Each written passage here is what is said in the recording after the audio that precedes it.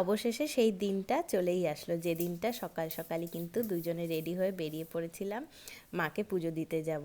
হ্যাঁ, তোমাদেরকে তো আগের ভিডিওতেই দেখিয়েছিলাম যে আমরা তারাপীঠ চলে এসেছি শনিবার দিন রাত 12টার সময়, আর পরদিন সকালবেলা 7টা বাজে আমরা দুজনেই কিন্তু চলে এসেছিলাম মাকে দর্শন করতে, মাকে পুজো দিতে। প্রায় 12 বছর পর আবার সেই একই রাস্তা, কত রকমের স্মৃতি আগের বছরে মনে পড়ে যাচ্ছে।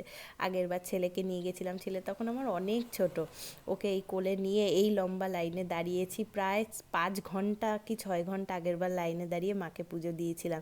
সেই সব স্মৃতি মনে পড়ে গেল। এবছর ছেলেকে আনিনি, আমরা দুজনেই এসেছি। আর দেখতে দেখতে দেখো মায়ের পুজোও দেওয়া হয়ে গেছে, খুব সুন্দর করে সুষ্ঠুভাবে মাকে দর্শন করেছি। আর শেষে আমাদের সৌভাগ্য হয়েছিল এবার মায়ের জন্য এই ভোগের আয়োজনটা করার। এই মায়ের ভোগ প্রসাদ যে মানে কত সৌভাগ্যের ফল যে আমরা দিতে পেরেছি কি মা মায়েরটা নিজেই করে নেয়, সব রকম ভাজা মাছ তরকারি দিয়ে